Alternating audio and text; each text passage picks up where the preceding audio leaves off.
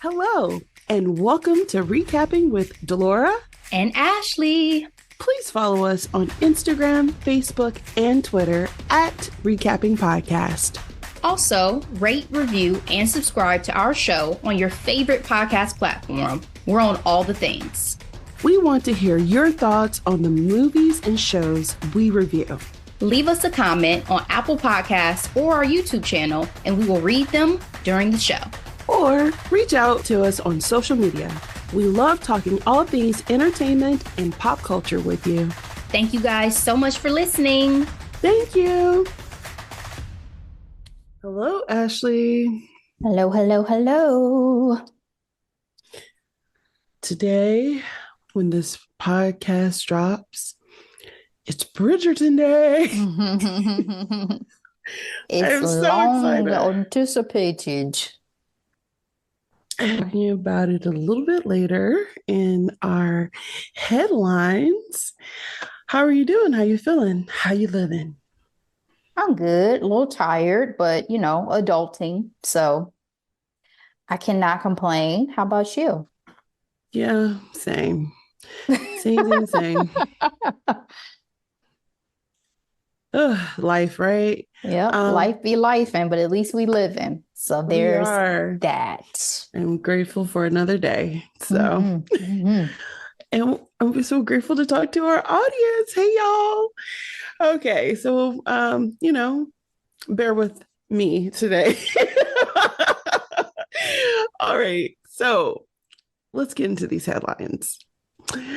The highly anticipated movie event of the year, 2024 trailer dropped. Ashley, I am talking about the Broadway mega hit Wicked coming to a theater near you. It is starring the immensely talented Cynthia Erivo and Ariana Grande, directed by the John M. Chu.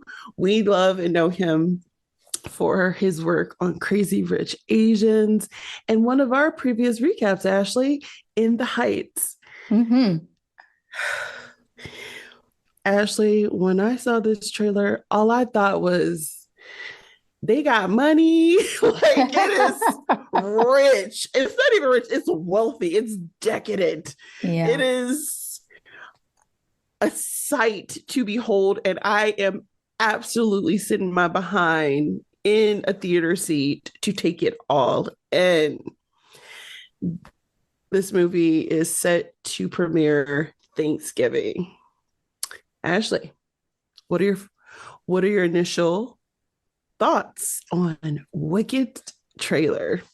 Well, I'm definitely more excited because I feel like when we talked about this before, I talked about how is the controversy with Ariana Grande's love life overshadowing this film. And now that I've gotten to see more footage and I've gotten to see them fully in character and living in the story, I'm just very excited for the actual movie to drop again. I know we still have a ways to go until Thanksgiving, but I also thought about the fact that I don't remember the story that well. And I'm actually really excited about that. I've only seen Wicked one time at the Schuster years and years and years ago. So I don't even remember the story that well. So I'm excited for that too. Is like, let's relive this and let's see what they do with it. I have to say it gave me moments of Maleficent. It gave me moments of, what was the one Oz film that came out with,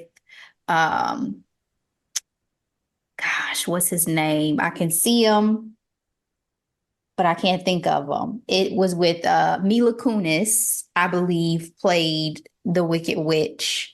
And wasn't it Return Michelle to Oz Williams? Or something like that? Yes, Michelle Williams is like Glinda. Like, I thought about that great. A little bit too. That was like a deep 2000 cut. Like, it was not. What was the memorable guy who played Oz? You know exactly what I'm talking about, though. Like, yeah, he was Harry in Spider-Man. Like, are you talking about Franco? Yes. Yes, Yeah, that thank was you. him. Yes, James Franco. Dave, we become so much more acquainted with his brother, it Well, seems like.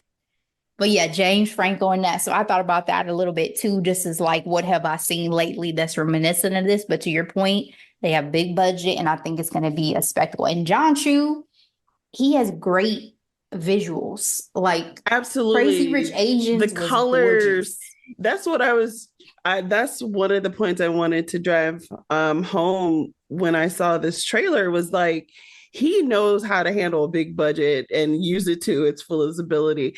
You know, In the Heights didn't get the type of reception that it probably should have based off of the quality of performances. And I mean, we talk about musicals, and what was the last musical we just talked about? Mean Girls, and before that, we did The Color Purple. We want singing, dancing, acting, and his In the Heights delivers. Okay, it delivers. That pool scene alone with the splashing, like John knows how to capture these moments, and I am so excited to see what he does for Wicked. For me personally, I also saw Wicked in the Schuster, so several years ago. I remember the story. Shout out to my friend Kristen from back in Bowling Green State University. Harshman building. We were all RAs, and she was obsessed with that soundtrack.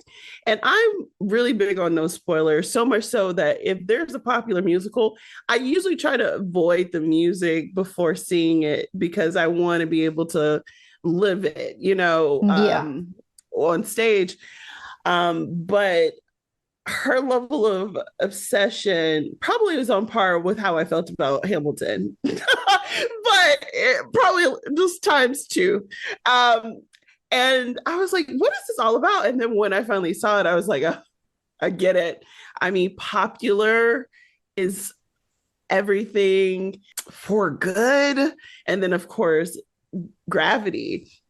And it's so funny. The trailer ends with Cynthia Erivo's run for defying gravity, and obviously she sprinkled her little sauce on there too. Hmm. And I was immediately thinking about our girl, the Little Mermaid, Hallie, how she added to freaking part of your world. And there was a little bit of, I wouldn't say resistance, but just hesitation.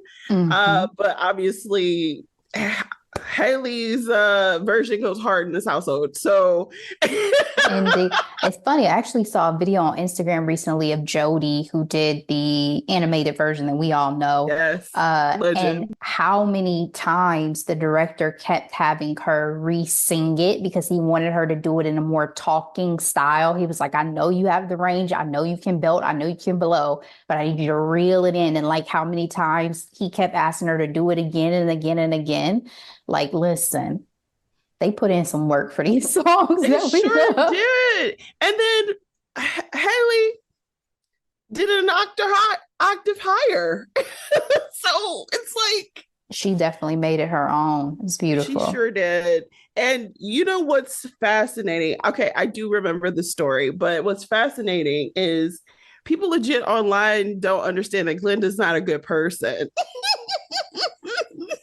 Because she's this stereotypical good, angelic, uh, you know, version of herself in, the Wizard of Oz that people think about, right? Whereas the Wicked Witch of the West is considered the But enemy, the why? the Because she villain. was wearing pink and had blonde hair? Well, Like, because she was the welcome committee for Dorothy. I know. I'm playing, advocate here. One of this tweet took me out. So, the original tweet says, "So Glenda is a bitch and a bully. For this whole time, I thought she was the cute one." And then this is the retweet for me. She gifted a girl her freshly dead sister's shoes and sent her to kill her other sister in the Wizard of Oz and expect her to be the worst type. I expect her to be the worst type of person. That took me out today because I was like, they were sisters, weren't they? Yeah, I mean, I just don't think you think about it like that with the Wizard of Oz because No, you we're just so don't. focused on Dorothy's perspective. Journey and Glinda was nice, but of course, you probably should expect the wrath of the family member. Exactly. And the shoes. Okay, so super excited. I will say I need Law to be in their back pockets because I know they've been theme dressing already. They've been at the Met, they've been at the Oscars and the Grammys, and the looks ain't hitting the way they need to. Okay. And after seeing the caliber of this trailer, I need y'all to step it up. Step it up. But shout out to the micro braids. Okay. Yes. Yes. I Nope. love that. And, for anybody who's upset that, Elphaba is played by a Black woman, the girl is green. Okay. So really could have been played by anybody. But shout out to the talented Cynthia Erivo, who's going to probably kill this role. I know she will. So, all right, let's go to our next headline. Diet culture is pretty prevalent in our society. It has always been, frankly. I mean, actually, it's kind of going to go into our other headline. Speaking of Bridgerton, I'll get there. But specifically, Kelly Clarkson is in the headlines talking about her journey. It was a conversation she had with Whoopi. Apparently, this conversation got some backlash because Whoopi was on The View today talking about it. But I went ahead and looked at that entire interview between Whoopi and Kelly Clarkson. And I have to say, it is one of the most authentic conversation about weight loss and managing weight by two public figures. It reminds me of how much is quote unquote gate kept by celebrity culture.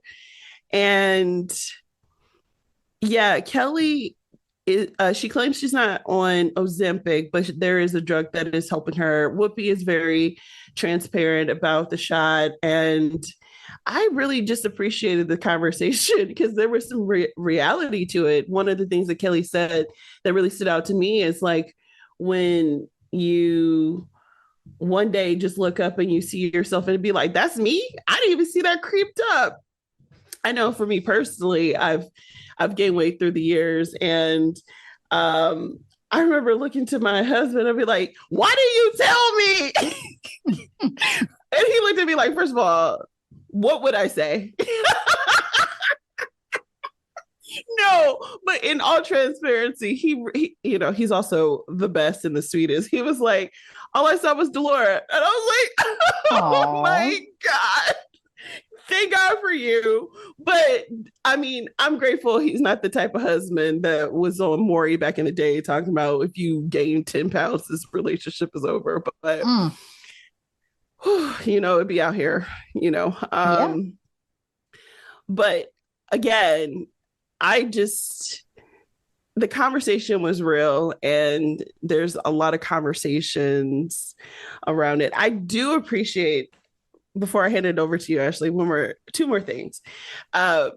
Sunny was like, people are always talking about, oh, why are you taking a shot? Because like a lot of people also are lying, right? Saying, oh, I walk 10 miles a day now and So you lost 50 pounds in about 2 weeks. In 2 weeks. Just walking.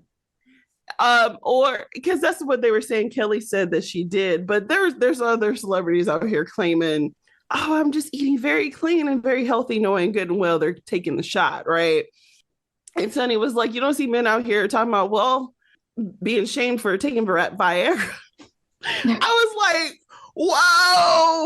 Well, first of all, bar, but then two, it's so true. It's like it's this conversation is real heavy when it comes to women of our society. And these unrealistic expectations because everybody's body is different.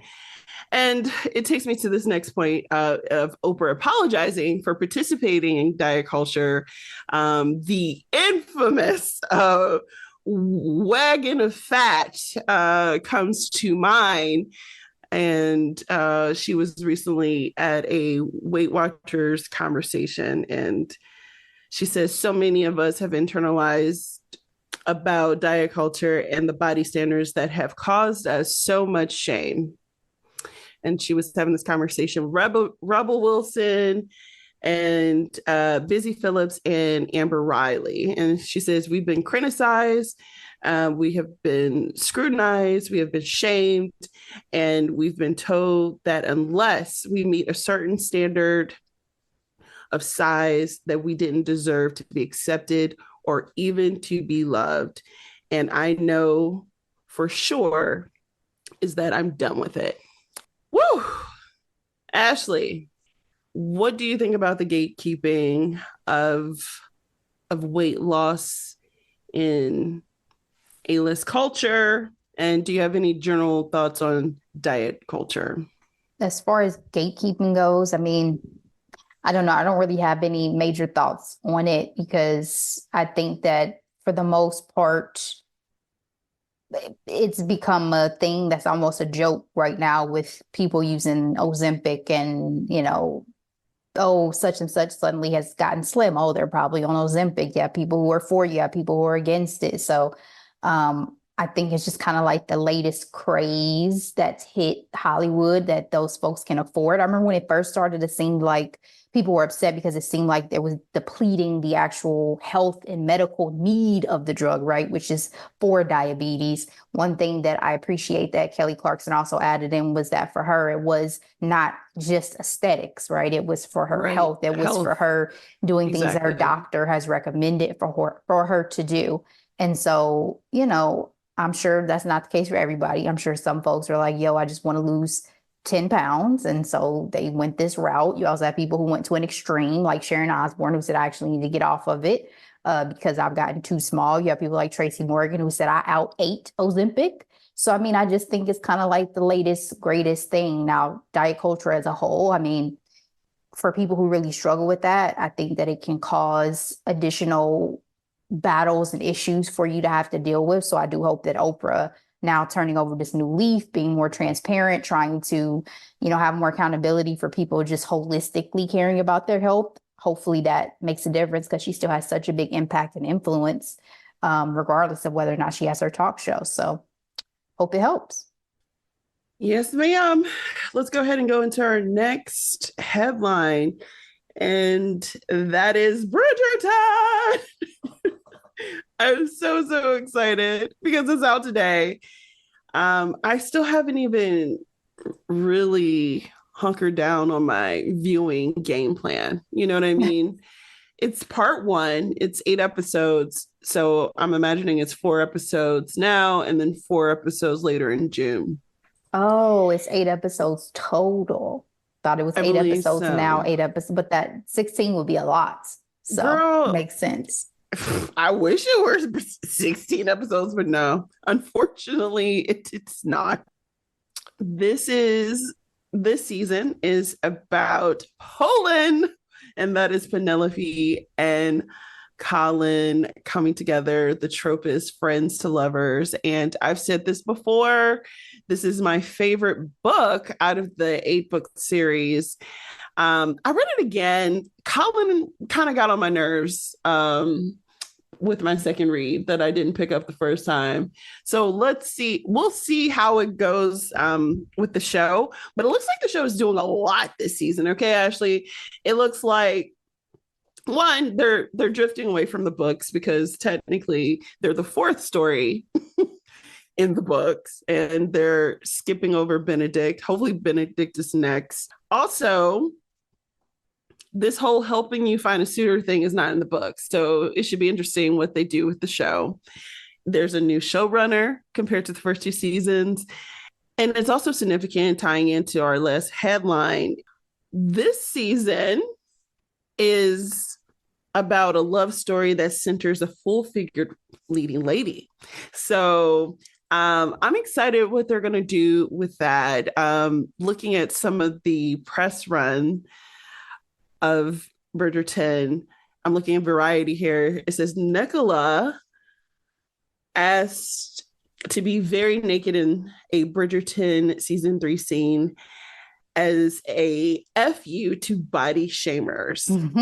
She says, good for you, girl. I want to remember how hot I effing looked. So things are going to be happening and I'm so excited. Okay, anyway.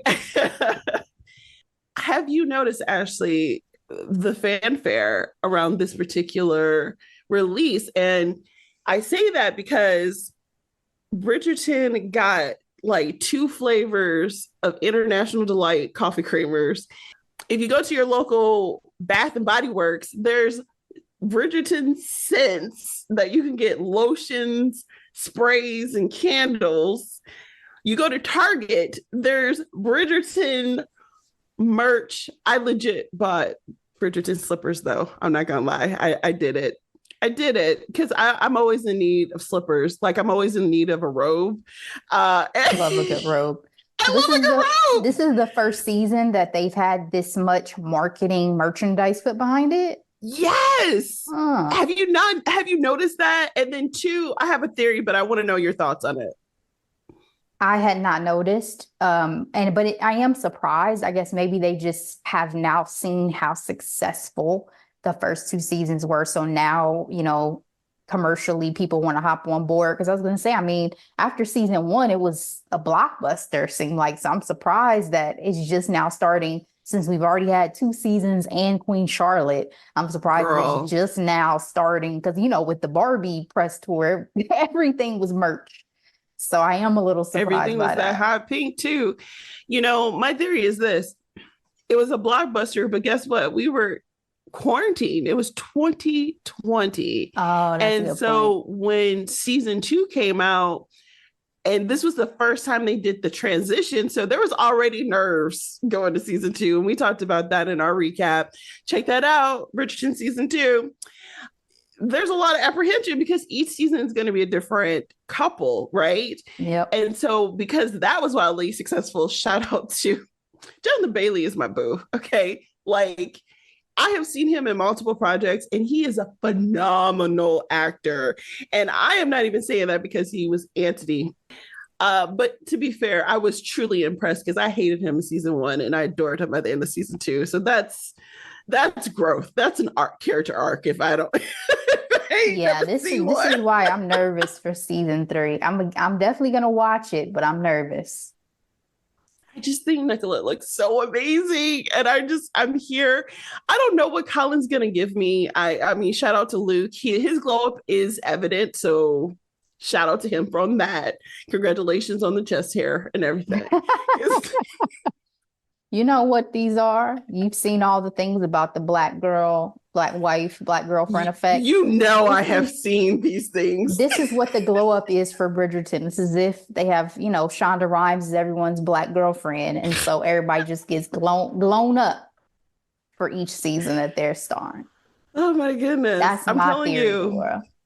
My little antidote to that was I definitely convinced my husband to get the whole mustache goatee situation together. It was just one thing, and I was like, "You gotta get the reel together. Where's the reel?" Oh my God! I guess I could do that, right? Yeah. Yes, ma'am. Oh my gosh! This little anecdote was also interesting. In this press tour, again, Nicola is looking amazing and all the covers she's on. She was hilarious on South show on NBC. She was interviewed. I really love them. But this was fascinating. So I'm looking at Refinery 29. It says the industry is ageist. And essentially in this article, she talks about how she didn't disclose her age. And her first big break happened when she was 31 years old in the Dairy Girls. And by the time she got Bridgerton, now 37 years old, she's now leading her first romantic role. Ashley, what do you think? Do you think it's worth disclosing the age? Do you think this was a smart move? I agree that not only is Hollywood ageist, society is ageist against women, right? Girl, So it's a risk, but at the same time, I think it's also helpful because it just shows that, being a leading lady, being sexy and beautiful and finding love is not stopped in your 20s, and men, I hope not. Like, golly, you don't know yeah. nothing in your 20s. Men get to play love interests forever. And so women Yes. should be able to as well and do it looking as good as Nicola, because I love all of her looks that I've gotten a chance to see her in. And this like white Yes. wedding dress just really topped it off for Yes. me. So do your thing, Same. sis. When I saw that it was a wedding dress, I was like, you gotta be kidding me. I love it. I love that she's been daring because this is her time in the spotlight. You know what I mean? Mm-hmm. And again, she's the first because our girl Daphne for season one, her Phoebe, she didn't have that moment in the sun or what's Simone. Simone Ashley. So she's the first to really get this red carpet treatment. I'll call it that. All right. Well, we'll see. I was very nervous too because one, again, another showrunner and this couple, they haven't really done much in the previous two seasons, right? But you know who I trust? I trust Shonda Rhimes, the same woman who came out of the blue with Queen Charlotte and ripped my heart Oh my out, goodness. and I was left in a puddle of tears. So Was I not trust you, ready. Shonda. I haven't even rewatched that again yet because it was just so impactful. If I can, I really don't. I mean, I will be out here quoting, I will stand between the heavens and the earth. I can quote that. But starting from the beginning, yo, check out that recap, y'all. For a refresher, let's get into our hot topic. I guess we're still, double dutching between Britain and the UK because Prince Harry and Meghan Markle had the world's attention on their trip to Nigeria. I am looking at the AP here.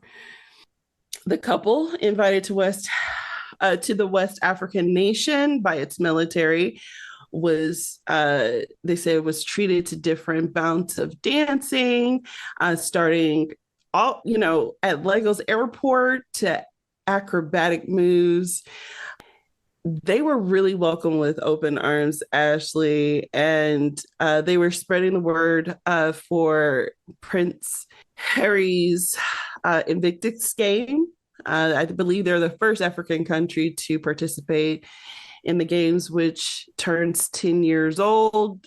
As a recap of what they represent, it's essentially a tournament for injured soldiers. So it's quite incredible what he was able to create in his time as a working royal.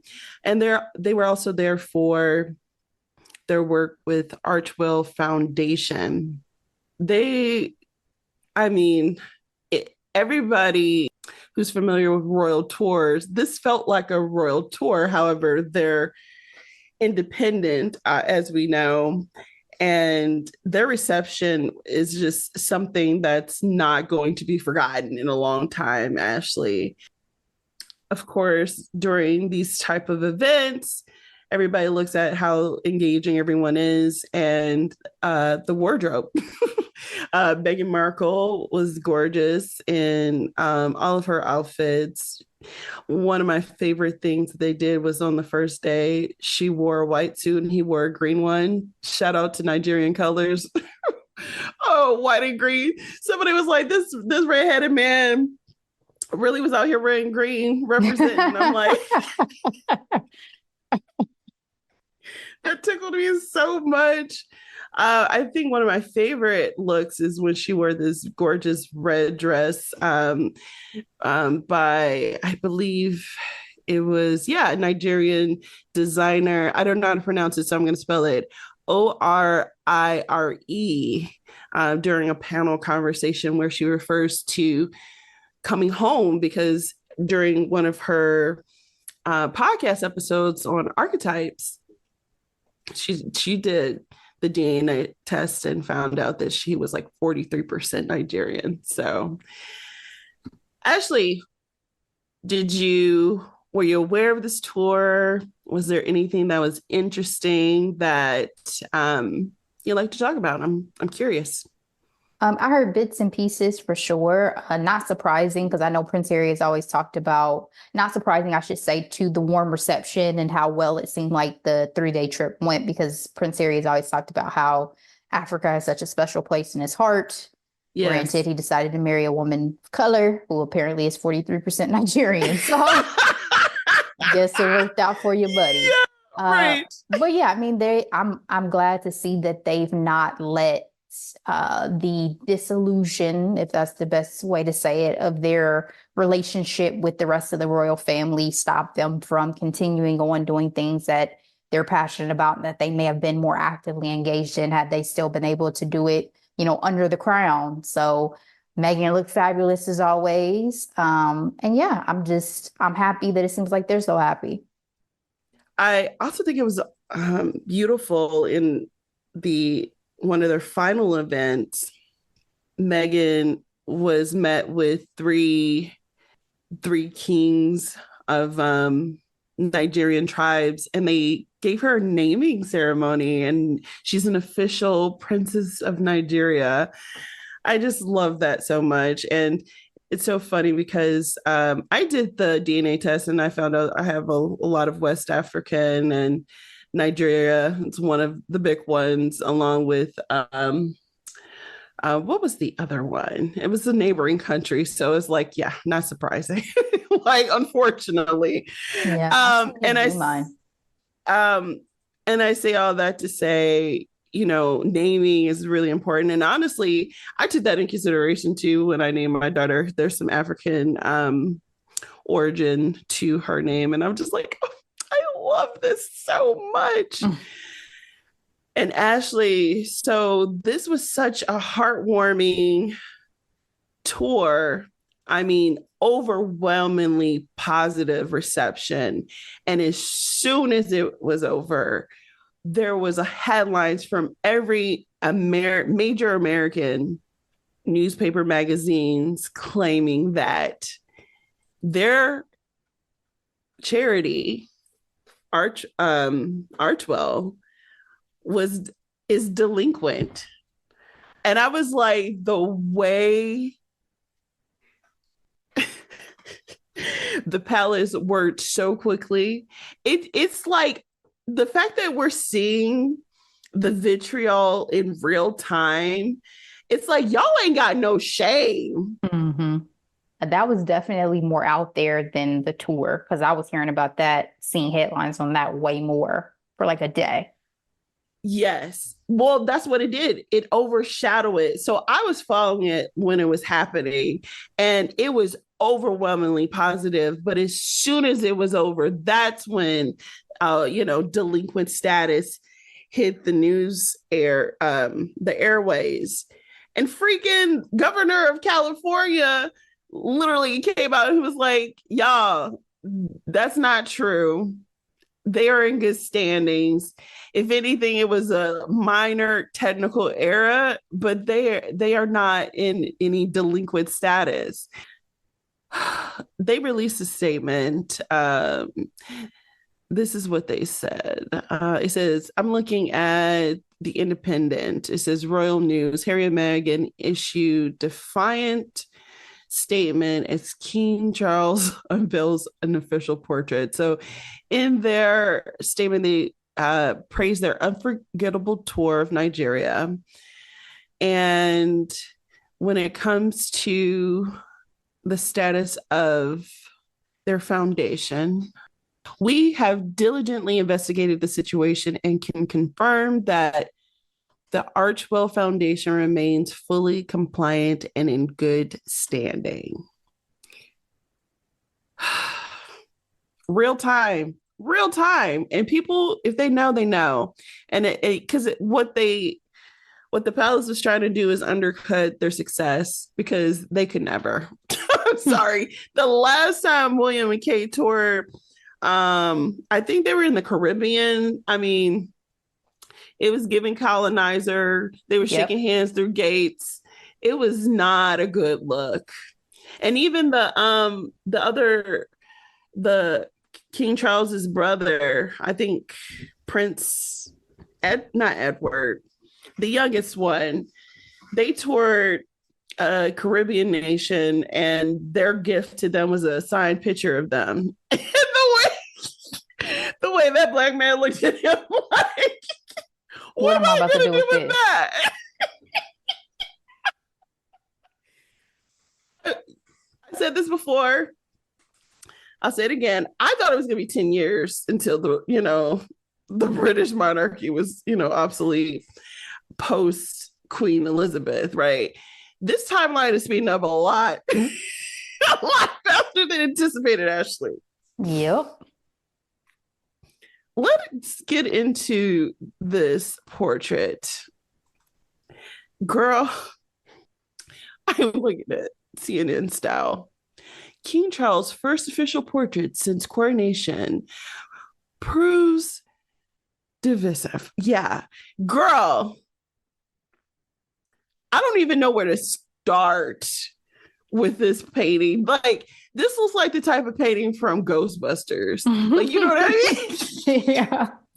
I've seen people say this red represents the blood of the empire of the blood his ancestors have shed.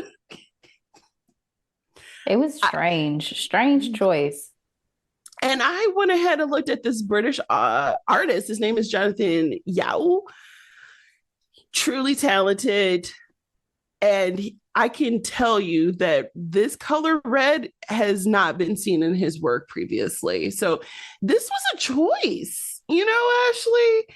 Maybe Charles thought it was powerful because red can be symbolic of power, but it also can be symbolic of blood and death and destruction. This shade of red specifically, and let's not forget, of course, they're red, right? They're red jackets. That's an identifier for Britain, UK. And then you got this random ass butterfly. Like, what are we saying with this piece? My final thing before I get your thoughts, Ashley, is this. It baffles me how much they lack self-awareness. Like, this is not a good look.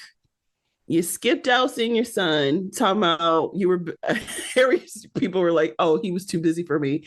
Then he was like, oh no, he was having a conversation with David Beckham. I know they pushed out this smear campaign trying to discredit the Archwell Foundation.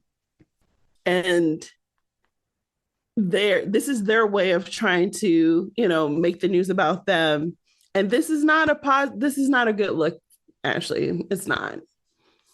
Yeah, like I said, I don't know with these portraits. We've had even this talk with like presidential portraits with the Obama and Michelle Obama portraits. Like, what vetting and approval process do you get when you're this caliber of person in terms of the final product? Like, what if you don't like it?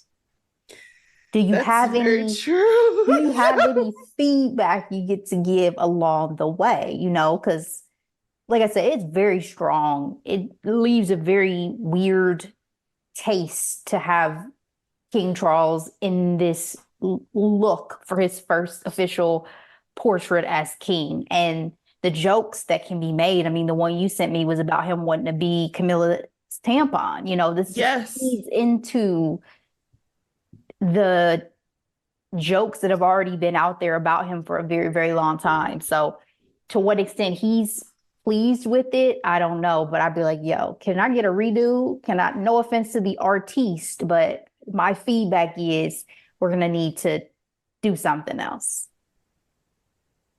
So that would have been my 2 cents if I was trolled. All right, here's what the artist had to say. Mind you, this is an 8.5 by 6.5 foot painting. This is massive. Uh, and this artist has already painted British Prime Minister Tony Blair and Nicole Kidman. So he's not, and Malala, like, he's not new to this, right? Like painting high profile people. But he says, much like the butterfly I've painted hovering over his shoulder, this portrait has evolved as the subject's role in our public life has transformed. Artists talking about their art is always very peculiar to me. I do my best to capture the life experiences etched into any individual sitter's face. In this case, my aim was also to make reference to the traditions of royal portraitures, but in a way that reflects a 21st century monarchy, and above all else, to communicate the subject's deep humanity. I don't feel like I got the humanity part. The one thing for me, when it comes to art, it has to evoke some type of emotion out of me. And as you put previously, Ashley, there's no positive feelings I get looking at this particular painting. He looks ghostly. Like it's borderline haunting. Yeah, like you could put this in a horror haunted house, and I would say, yeah, that feels about right. What's funny is that the artist is like a Diana super fan, and he was like, "This was for you." You know what I'm saying? Years later, we find out the truth. Tell Cersei it was me. Exactly.